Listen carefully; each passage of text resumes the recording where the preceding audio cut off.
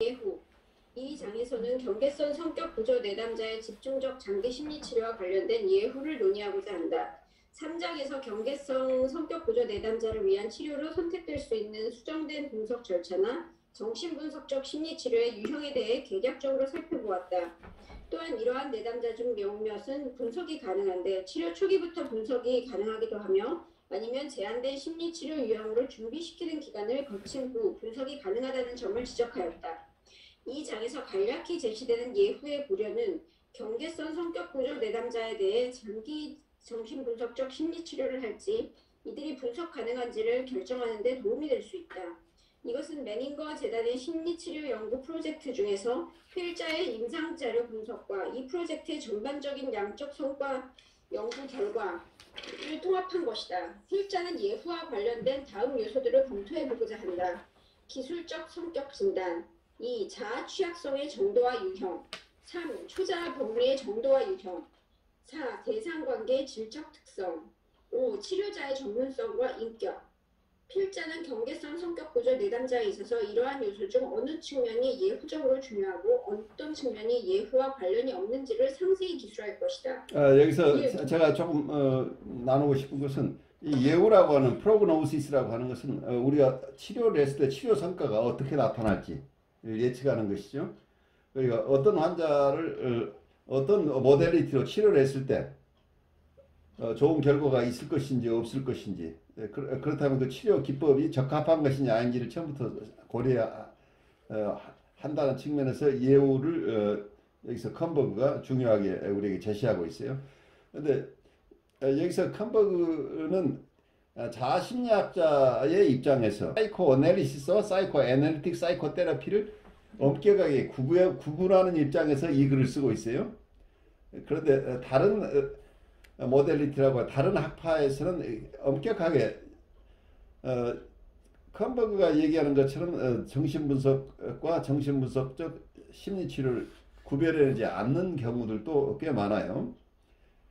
그래서 정신분석은 무엇인가 하는 데피니션 때문에 굉장히 큰 논란이 있고 거기에 대해서는 학자들 간에 거기에 대해서는 세미나도 하고 하는데 결론을 못 내요.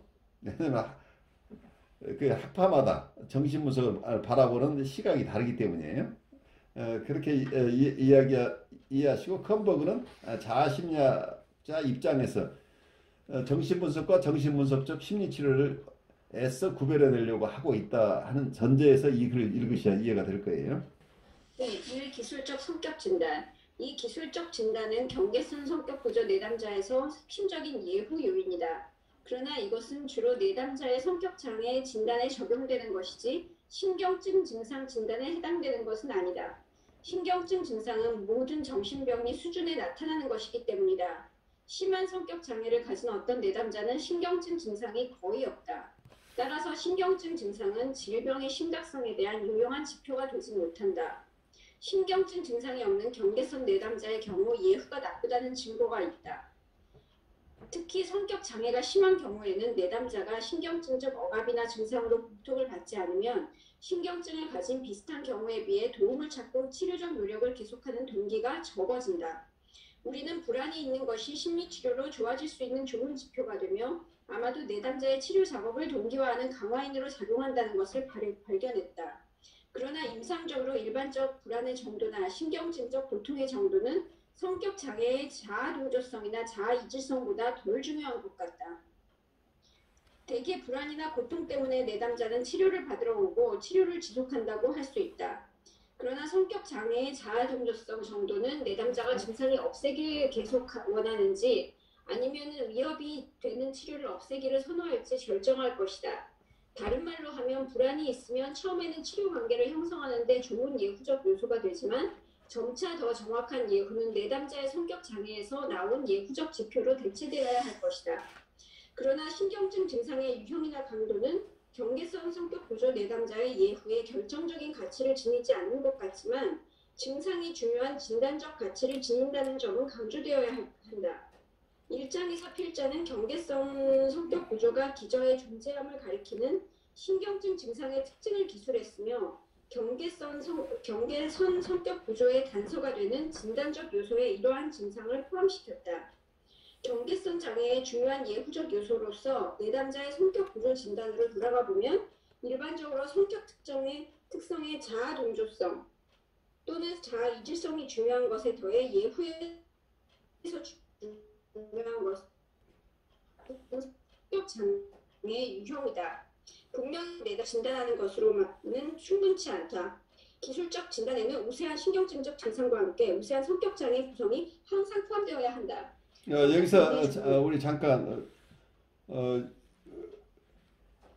조금 전에 약간 소리가 죽었었는데 그 부분이 아마 경계선 장애의 중요한 예후적 요소로서 내담자의 성격 구조 진단으로 돌아가 보면 일반적으로 성격 특성의 자아 동조성 또는 자아 이질성이 중요한 것인데 중요한 것에 더해 예후에서 중요한 것은 성격 장애의 유형이다.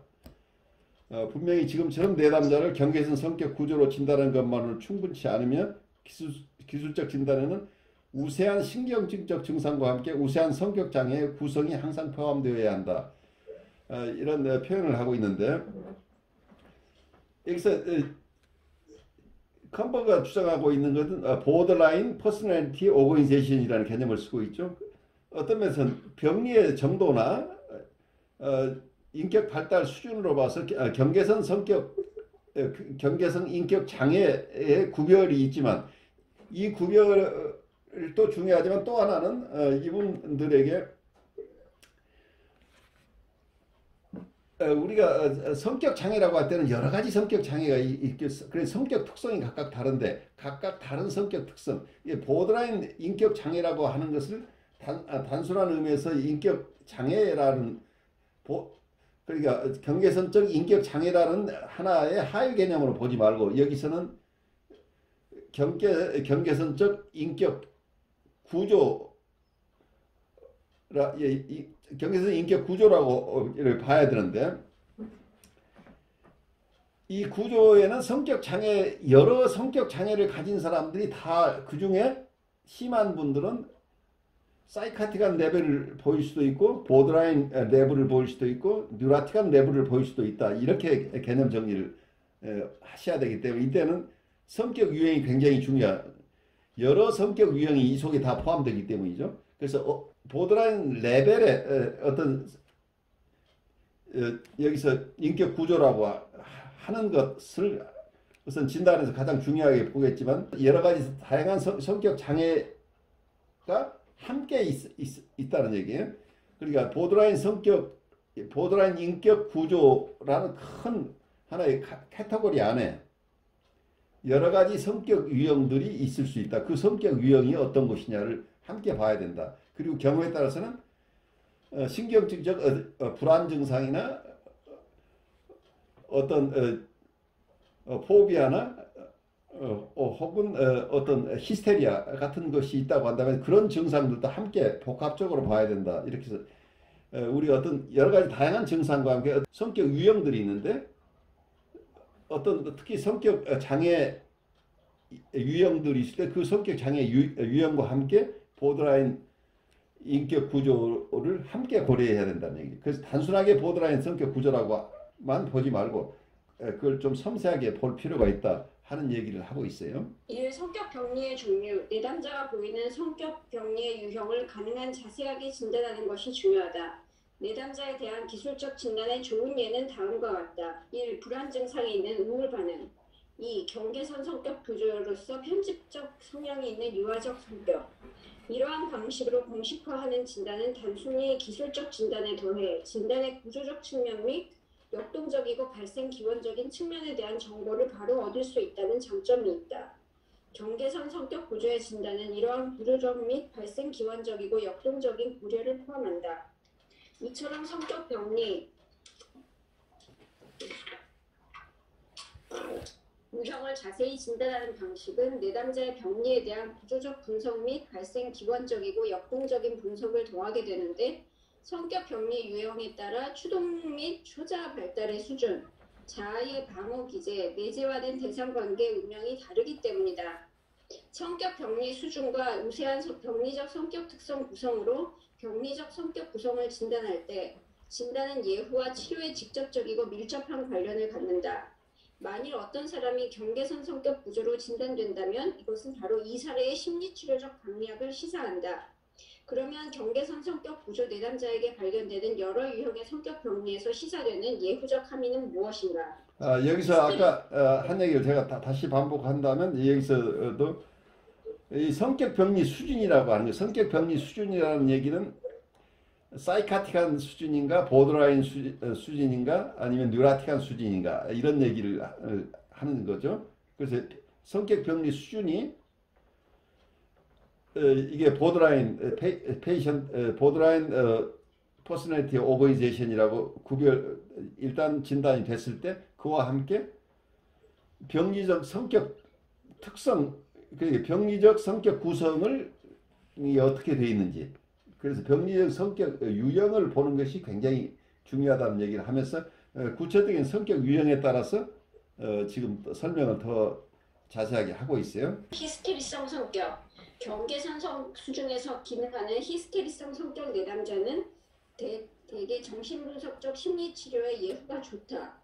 이러한 내담자는 구강기적으로 결정된 갈등이 우세하고 전반적으로 또는 부분적으로 자아가 취약하며 이중 방어 기제를 빈번하게 드러낸다. 이로 인해 치료 기간 동안 갑자기 강렬하게 퇴행적인 수준으로 바뀔 수 있지만 집중적 장기 심리 치료에 아주 적합하다.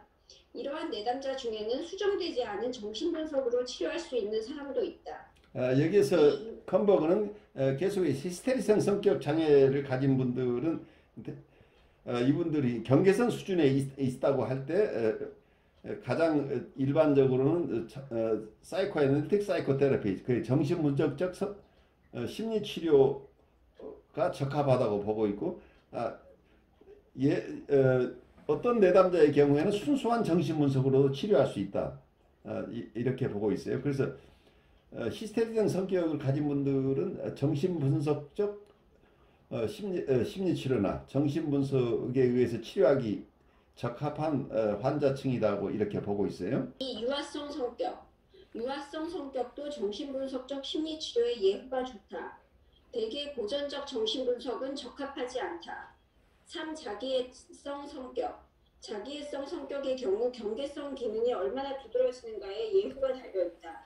자기애성 성격 구조를 가지고 표면적으로 경계선적 기능을 가지는 사람은 표현적 분석적 접근의 예후가 좋지 못하다.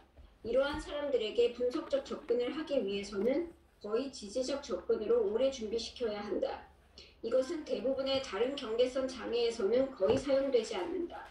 반면 구조적으로 전형적인 경계선 성격 구조를 가졌지만 표면적으로는 경계선 수준에서 기능하지 않는 자기애성 성격은 정신분석적으로 치료해야 한다. 만일 정신분석이 가능하지 못하다면 다른 접근은 소용이 없을 것이다. 이들은 정서적으로 거리를 두고 치료 과정에 참여를 피하는 상당한 능력을 가졌기 때문에 전이에 들어온다고 해도 그들의 병리적 저항은 체계적으로 검토되기 어렵다. 뒷장에서 필자는 자기애성 성격의 치료에 대해 그리고 이러한 성격과 다른 유형의 자기애성 성격 방어 간의 감별 진단에 대해 검토할 것이다. 그리고 자기애성 성격 구성을 세 유형으로 분류할 것을 제안한다. 1. 일반적으로 자기애적 함의가 있는 병리적 성격 특성의 경우 이들은 어느 정도 자존심을 보호하고 유지할 수 있다. 병리적 성격 특성이 경직될수록 이러한 특성에서 자기애적 함의가 더 드러나는데 이것은 구조화된 심리 내적 갈등의 억압을 유지하는 특정한 기능을 한다. 이 자기애성 성격 특성이 유아적 나르시시즘 수준에 고착되고 방어가 성기기나 전성기기적 갈등과 관련된 경우 히스테리성 성격 특성과 강박성 성격 특성의 유아적이고 자기애적인 측면이 전형적 예이다. 3. 병리적 나르시시즘 성격 구성에서 내재화된 대상관계에 특별한 장애 및 자아구조와 초자아 구조에 특별한 왜곡이 있다. 필자는 세 번째 범주를 제외하고는 자기애성 성격으로 진단하는 것을 유보해야 한다고 제안한다. 그리고 이러한 내담자를 치료하는 데 있어서 특별한 어려움을 강조하고자 한다. 실제로 모든 경계성 내담자가 심한 성격 장애를 보이고 그리고 넓은 의미에서 유형 1에서 자기애성 성격 특성을 보이지만 넓은 의미로 사용되는 나르시시즘과 엄격한 의미에서 자기애성 성격의 특정한 병리 구조를 조심스럽게 구별하는 것이 중요하다. 일반적으로 자기애성 성격 장애에서 병리적인 자기애적 구조의 갈수록 예후가 좋지 못하다. 그래서 여기서 자기애적 자기애적이라는 말은 굉장히 범용으로 쓰여요. 그 narcissistic이라는 말이 narcissistic personality disorder로 자기애적 성격 장애로 이렇게 우리가 개념화할 때는 그때는 DSM에 나와 있는 여러 증상, 어떤 성격 구조들 이런 것들이 좀 선명하게 드러나는데 보통 자기애성이라고 하는 말 자체는 나르시시스틱하다고 하는 이런 부분은 거의 모든 성격 장애자에게 자기애적인 모습이 드러나죠, 대부분. 그래서 엄격한 자기애적 성격 장애와 일반적으로 자기애적 성격이라고 하는 것을 구별하는 게 굉장히 중요할 거예요. 그래서 보통 어떤 경우에는 현대정신분석에서는 이 나르시스틱이라는 말을 프리에드파는 환자 전체가 어떤 이 나르시시스틱한 상태에 있다고 보는 거죠. 그래서 자기애적이라고 하는 것은 대상을 살피지 못하고 모든 리비도가 셀프에게 집중되어 있는 상태. 이기 때문에 대상에게 리비도가 향하지 않고 있는 이런 상태를 얘기할 때 아주 범용으로 쓰이는 거죠. 거의 모든 프리에드파란 내담자들은 다 자기애적인 성격이라고 하기보다는 자기애적 상태에 있다고 이렇게 보이는데 우리가 자기애적 성격 장애라고 특정할 때는 어떤 DSM에 나와 있는 그 기준에 합당한지 안 한지를 이렇게 체크해서 기술적으로 접근하는 것이기 때문에 넓은 의미에서 자기애적인 상태에 있는 환자라는 개념하고는 구별해서 보는 게 중요하다고 생각이 돼요. 그래서 이 개념들이 사실은 학자마다 굉장히 어떤 분은 굉장히 넓게 쓰고 어떤 분은 아주 좁게 쓰기 때문에 그때마다 어떤 의미로 쓰이는지를 보는 게 더 중요할 거예요. 반사회성 성격. 반사회성 성격은 어떤 심리치료에도 예후가 매우 좋지 않다. 여기서 필자는 엄격한 의미의 반사회성 성격을 언급하는 것으로 단순히 그런 반사회성 행동을 보이는 내담자를 말하는 것이 아니다. 법적 문제를 보이는 청소년의 경우 빈번히 이런 감별 진단이 필요하다. 반사회적 행동을 보이는 성격 구성들에서 효율적 감별 진단에는 다음 사항을 고려해야 한다. 반사회성 행동이 진정 개인의 정신병리를 나타내는 것인가 아니면 관습적 시각이나 사회적 편견에서 보아 반사회적일 뿐인가. 반사회적 행동이 병리적 사회 환경에 대한 정상적 적응을 반영하는 것인가? 이 질문에 그렇다고 대답할 수 있다면 다소 양호하다고 볼 수 있다. 그러나 청소년기 반사회성 행동을 진단할 때는 조심해야 한다. 어느 정도 정상적 심리 발달이 이루어졌는지, 즉 청소년이 자신을 주위 사회 환경의 반사회적 하위 문화에만 동일시한 것인지가 의문스럽기 때문이다. 더 심하게 사회적으로 박탈된 환경 아래에서도 좀 더 정상적인 사회 가치를 내면적으로 자각하면서 자신을 반사회적 하위 집단에 전적으로 동일시하지 않는 상대적으로 건강한 개인이 있다. 여기서 1번하고 2번을 보면 반사회적 성격이라고 할 때도 굉장히 다양하게 쓰고 있기 때문에 반사회적인 성격이라고 구별하기 전에 반사회적인 행동을 보이거나 반사회적인 태도를 보인다고 할 때 바로 반사회적인 성격 장애라고 우리가 함부로 진단해서는 안 되는 부분이죠. 그리고 그 경우에 모두가 보드라인이라고 이렇게 얘기할 수 있는 것들이 아니기 때문에 잘 보셔야 되는데, 그래서 반사회적인 행동을 구성하는 분들을 여러 측면에서 지금 5으로 나눠서 보고 있는데 첫 번째하고 두 번째를 지금 설명하셨는데, 반사회적인 행동 자체가 첫 번째는 개인의 정신병리가 인가 아니면 관습적 시기에는 사회적 편견에서 보아 반사회적일 뿐인가. 그래서 어떤 면에서 이 사람이 정당한 행동도 그걸 반사회적인 행동으로 바라보는 시각이 있을 수 있다는 얘기예요. 그래서 사회적인 편견이 작용할 수 있기 때문에 단순하게 내 마음에 들지 않는다고 다 반사회적인 행동이라고 그러니까 사회의 다수가 저건 우리가 좋아하지 않는 행동이라고 해서 이걸 그냥 반사회적인 행동이라고 낙인 찍을 것인가 하는 질문을 하고 있는 것이죠. 그래서 개인의 정신병리가 아닌 경우와 진정한 정신병리를 구별을 하는 것이 중요하다는 얘기를 하고 있고, 두 번째에서도 반사회적인 행동이 병리적 사회 환경에 대한 정상적인 적응을 반영하는 것인가. 여기도 여기서 두 번째는 사회 자체가 이미 사회 환경이 병리적인 사회 환경일 때 그 속에 적절하게 적응해내는 정상적인 반응을 일 수도 있다는 얘기예요. 그러니까 이 환경 자체가 병리적인 사회 환경 속에서 적절하게 정상적으로 반응하는 것이라고 한다면 이 경우에는 이걸 병리적으로 볼 수 없지 않겠어요? 그래서 병리적인 사회 환경에 대한 정상적인 반응일 경우에는 문제가 없는데, 문제는 이 진단을 함부로 남용하는 경우에는 우리가 실제는 정상적인 적응이라고 볼 수 없는 경우까지도 너무 넓게 적용할 가능성이 있다는 거죠. 그래서 어디가 정상적인 적응 반응인지 아닌지를 판단하는 것이 만만치 않은데, 어쩌면 사회 환경이 병적인 사회 환경이라고 그래서 정상적인 적응이라고 볼 수 없이 어쩌면 반사회적인 하위 문화에 지나치게 동일시하는 이런 현상까지도 함부로 이게 적응이라고 얘기하는 것은 조심스럽다는 얘기를 하고 있죠. 반사회적인 사회 집단이 있다고 그래서 어떤 사람은 그런 하위 문화에 그냥 동일시하는 경우까지도 이게 정상적인 적응이라고 볼 수는 없다는 얘기를 하고 있어요.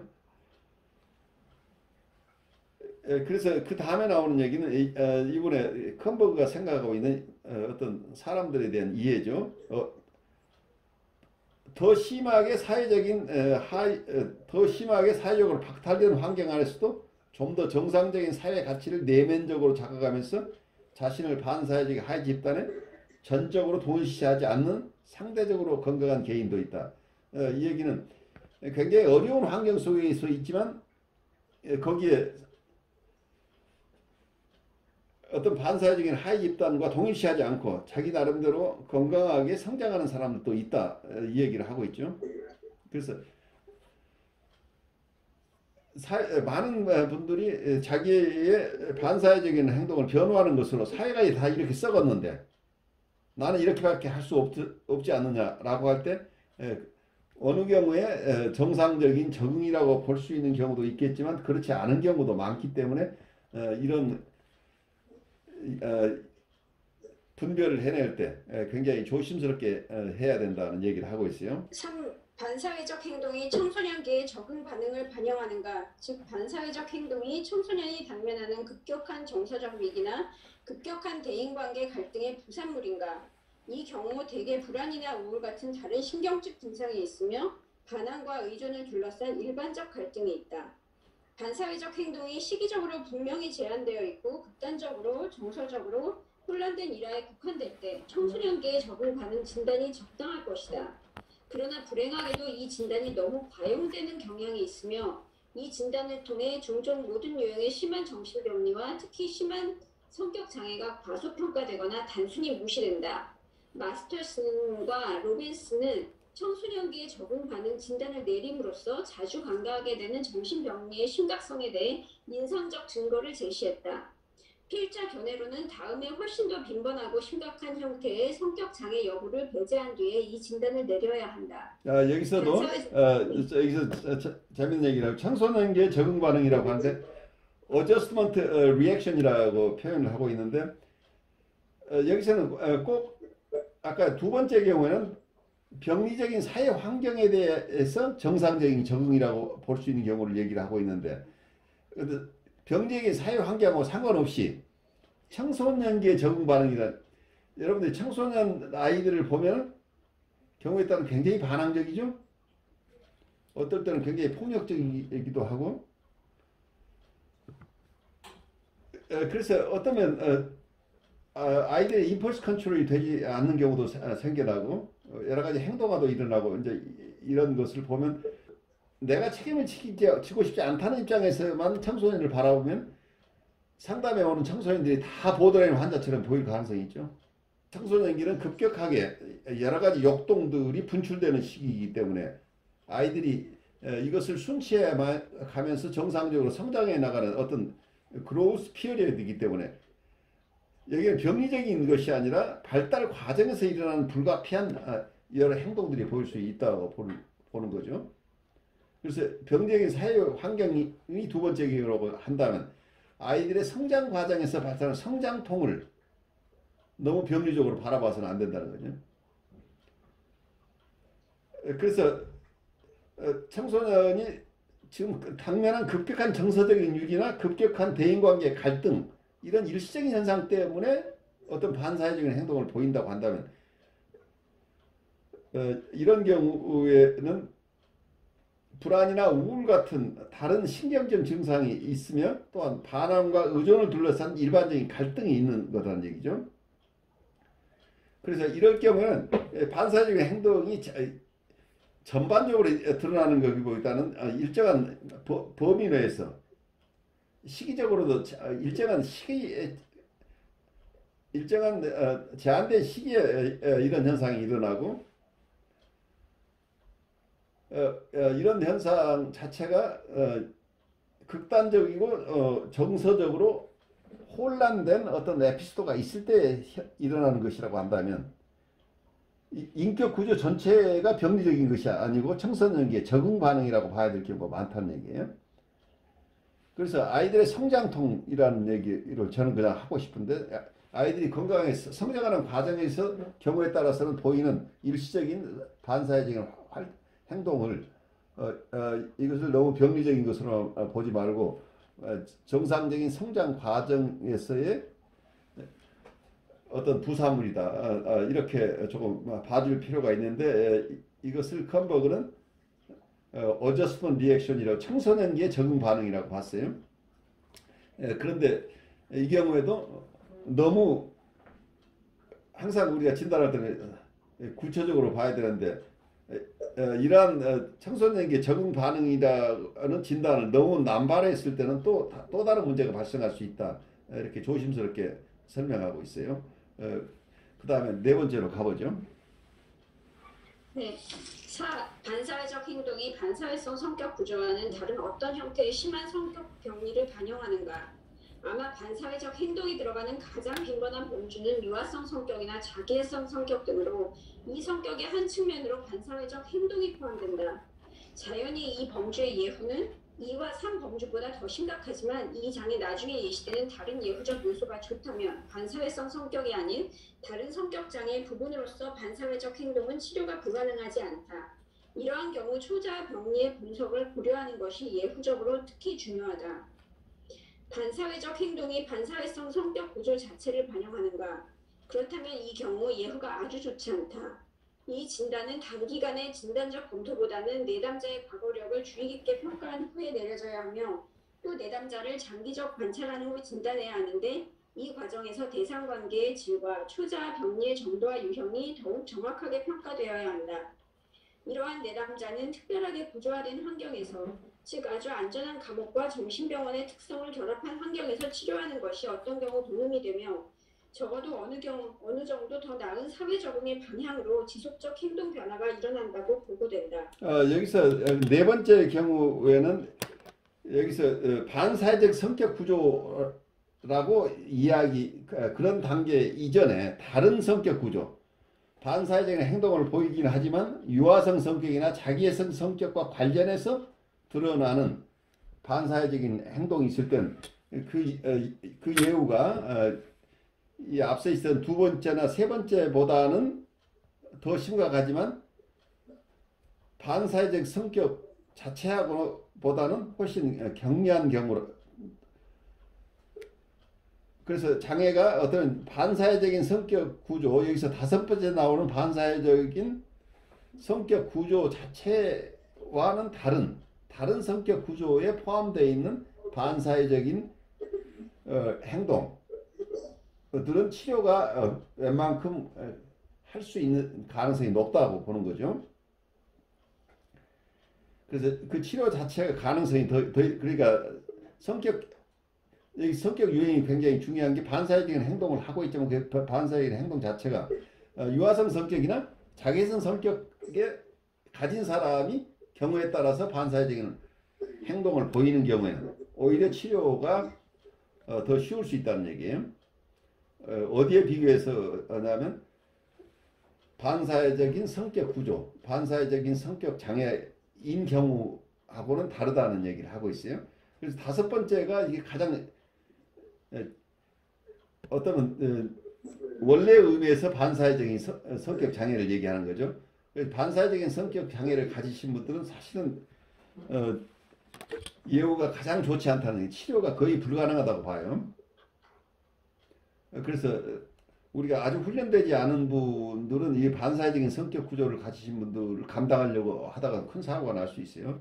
그래서 아주 조심스러운 상황이 되는 거죠. 그래서 이 경우는 아주 장기 치료고 장기 치료를 한다고 할 때도 이분들의 과거력을 잘 살펴서 조심스럽게 진행해야 될 분들은 여러분들의 사무실 환경에서 이런 분들을 볼 수 없다는 얘기예요. 감옥이나 정신병원처럼 이분이 어떤 행동화가 일어났을 때 행동화를 제어할 수 있을 만큼 안전한 공간이 아니면 이분들을 돌볼 수 없다는 얘기예요. 그래서 아주 구조화된 환경에서만 이분들을 돌볼 수 있다는 거예요.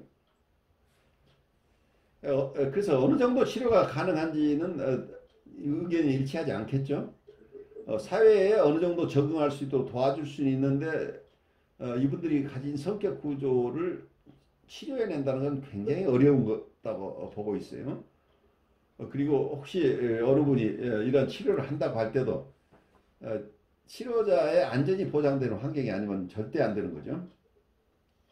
제일 어려운 케이스를 얘기하는 거예요. 저는 그 개념이 금방 안 들어와서요. 네. 아까 반사회적 행동이 사실은 어떤 사회 환경에 대한 적응에 대한 거냐 아니면 자기 심리 내적인 것에 대한 거냐에 대한 거는 약간 제가 그 임상 그건 없지만 약간 추측을 조금 해보는 거거든요. 네. 반사회적 성격하고 반사회적 행동은 그 반사회적 성격에 대한 그 분명한 어떤 개념이 오지를 않아요. 이 반사적인 성격 구조라는 건 아까 얘기대로 DSM이나 이러한 진단 매뉴얼에서 상세하게 규정하고 있기 때문에 거기 그 데피니션에 들어가는 사람들을 얘기를 해요. 그래서 아마 여러분들이 지금 감이 안 잡혀요. 그래서 어쩌면 나중에 우리가 진단에 대한 것을 공부를 조금 해야 될지도 모르겠어요. 왜냐하면 네. 여기는 이분은 이런 성격 구조들에 대한 공부를 일단 통해서 알고 있다는 전제에서 쓰고 있기 때문에 우리가 여기서 반사회적인 성격 그것 자체가 또 1시간 이상 강의를 해야 될 내용이기 때문에 여기서 다 설명을 드릴 수는 없는데 어쨌든 이 사회에 적응하지 못하는 정말 이런 분들 많은 경우에는 초자아가 결핍되어 있는 분들이죠. 그래서 옳고 그름이 없기 때문에 이분들을 돕는 게 굉장히 어려운 거죠. 그래서 우리가 보통 얘기하는 어떤 슈퍼이고가 잘 형성되지 않은 분들을 치료한다는 건 굉장히 어려워요. 어떤 경우에는 슈퍼이고가 형성이 되지 않은 게 반사회적인 성격 구조를 가진 분도 있지만 또 어떤 분들 경우에는 오티즘에 가까운 분들, 그러니까 발달이 아주 초기 단계에 머물러 있어서 사리 분별이 안 되는 분들도 굉장히 많아요. 그래서 자기의 욕동을 그냥 계속 채우고 싶어 하는 이런 분들은 그 성적 욕동이나 공격적인 욕동이 컨트롤이 안 돼. 그것이 어떤 자기의 욕동을 드러내는 것이 왜 나쁜지를 몰라요.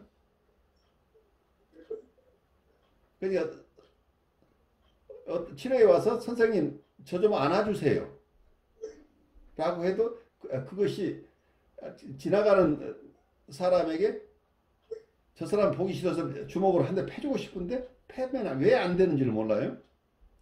그러니까 자기가 잡혀가지만 않는다면 그걸 패도 상관이 없는 거예요. 그 도덕적인 관념이 안 들어있는 사람도 꽤 많아요.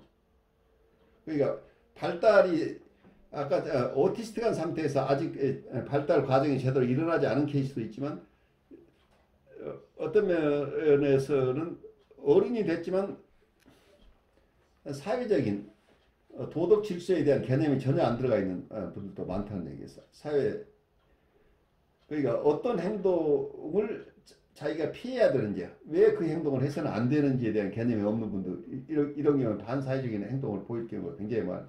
그래서 자기의 공격성을 사회 전체에 드러내는 경우죠. 자기가 불편한 세상을 파괴하는 이런 패턴을 가진 사람들이 꽤 많이 있죠. 자기의 공격성을 경우에 따라서는 자기하고 상관없는 사회나 아니면 자기가 만나는 누군가에게 공격성을 드러내는 것 자체가 자기가 불편하면 언제든지 통제되지 않고 이게 나올 수 있는 사람들이. 그래서 많은 경우에 범죄인들, 감옥에 가는 사람들이 많은 분들 중에는 다가 아니죠. 다가 불가피하게 어쩌다가 잘못을 저지른 분도 있지만 이런 초자 개념이 거의 없어서 사회적으로 굉장히 위험한 분들도 성격 구조상 수포기구가 없다고 한다면 우리가 보통 양심이 없다고 얘기를 하죠. 그런 분들이 사회에 적응할 수 있도록 도와준다는 것은 굉장히 어렵지 않겠어요? 네. 저는 이렇게 사회적으로 이렇게 약간 범죄자 취급하고 전혀 굉장히 성공하신 분이 있는데요. 예. 제가 보기에 약간 이과 쪽인데 굉장히 오티즘 쪽에 성격이 가까우신 분이에요. 네. 굉장히 성공을 했는데도 불구하고 그렇죠. 굉장히 자폐적인 성격이 있으신데 아주 사소한 거에서 자꾸 룰을 어기는 데서 쾌감을 얻으세요. 예를 들면 무슨 음악회를 가면은 안에서는 바스락거리면서 뭐를 먹으면 다른 사람들한테 방해가 되잖아요. 그렇죠. 근데 뭐 보란 듯이 뭐를 막 먹는다든가 아니면 식당에 가가지고 뭐를 하는 거를 자기 이렇게 쓱 가져와 버린다든가. 그러니까 큰 범죄는 아니지만 그런 데서 약간 컨트롤을 할 수 있지. 아, 나는 이런 룰에 포함되지 않고 나 나름의 룰이 해도 괜찮은 사람이지. 이런 데서 사소한 쾌감을 얻는 것 같아요. 그래서 그 뭐 누가 와서 종업원이 와서 아 여기 손님 그러시면 안 됩니다. 그러면 내가 누군지 알고 약간 이런 식으로 그 사소한 그런 거에서 자꾸 자기 마음대로 이걸 하는 거를 필요하지 않은데도 그렇게 해가지고 항상 쾌감을 얻는 것 같아요. 그러니까 묘하게 이분들은 공격적인 본능이나 혹은 성적인 본능을 적나라하게 드러내는 경우들이 꽤 많아요. 사회적으로 성공을 했는데도 그거하고 상관이 없단 말이에요. 있더라고요. 예. 네. 그리고 사회적으로 이게 지적인 것하고 정서적인 것이 분리되어 있는 분들이 꽤 많기 때문에 사회적으로 성공할 수 있는 인텔렉츄얼한 부분이 굉장히 발달된 이모션이 전혀 발달되어 있지 않아서 유아적인 어떤 정서 속에 계속 남아있는 분들이죠. 아이 때는 자기 하고 싶은 대로 하잖아요. 그래 자기가 가지고 싶은 거 있으면 가져오는 거고 누구 만지고 싶으면 만지고 그래도 자기는 아무 제재받지 않아야 된다고 느끼는 거죠. 누구도 거기에 시비해서는 안 된다고 느끼는 거죠. 그게 참 어려워요. 그러니까 아주 말짱하신 분이 이제 그런 성향을 보이는 경우도 있는 거죠. 자기 하고 싶은 대로 했을 때 결국 자기가 이겼다고 느끼고 그 쾌감이 있잖아요. 그러니까 욕동의 방출이라는 게 쾌감을 주기 때문에 이분들은 그래서 상담에서도 굉장히 어려워요. 상담에 와서도 어쩌면은 애짓을 하는데 선생님 이거 해주세요 저거 해주세요 경우에 따라서는 안아주세요 온갖 요구를 다 한다는 얘기예요. 그러니까 그게 사회적으로 용납되는 것인지 아닌지를 이분들이 잘 감이 없다는 얘기. 언어로 표현하는데 그 언어 표현 자체가 그거 자체도 그 표현을 함으로써 어떤 면에서는 경우에 따른 그거 자체가 액팅아웃이에요. 그러니까 굉장히 우리가 조심해야 될 게 언어화한다고 버벌라이제이션이라는 말이 임상에서는 굉장히 중요한데 언어로 표현하도록 근데 언어는 우리가 보통 상징어라고 그러죠. 심볼 포메이션이 되니까 언어가 되는데 그래서 언어로 표현하고 있는 하는 것은 특히 프리헤드폰 환자들이 치료 과정에서 굉장히 중요한데 근데 언어라고 하고 있지만 언어로 표현하고 있는데 그 언어 자체가 어떤 상징으로서의 언어가 아니고 구체적인 역동 방출의 수단으로서의 언어가 사용되는 경우도 있다는 거. 그러니까 욕을 패턴에 그러니까 오늘 내가 기분이 언짢습니다. 내 정서를 표현하는 것이 아니고 이놈 저놈 하고 표현할 때는 그것은 역동의 방출이죠 바로. 이게 행동하라는 얘기예요. 그건 언어화가 아니 이 경우에는. 그게 우리가 그룹 상담에서나 개인 상담에서 굉장히 잘 봐야 될 게 이게 액팅아웃으로 가게 되면 이건 치료가 전혀 안 되는. 근데 언어화인 것 같은 위장을 하면서 역동 충족이 일어나는 경우도 생긴다. 이게 굉장히 조심스러워요. 치료자들이 좀 가장 그 치료에서 힘들어하는 환자들이 경계선 환자들이 아닐까 싶은데 거기에다가 반사회적 성향을 가지면 정말 치료 관계를 유지하기가 어렵고 굉장히 이게 치료 파괴적인 저항이 일어나갖고 치료 관계가 계속 유지가 안 되는 이런 케이스들이 많은 것 같아요.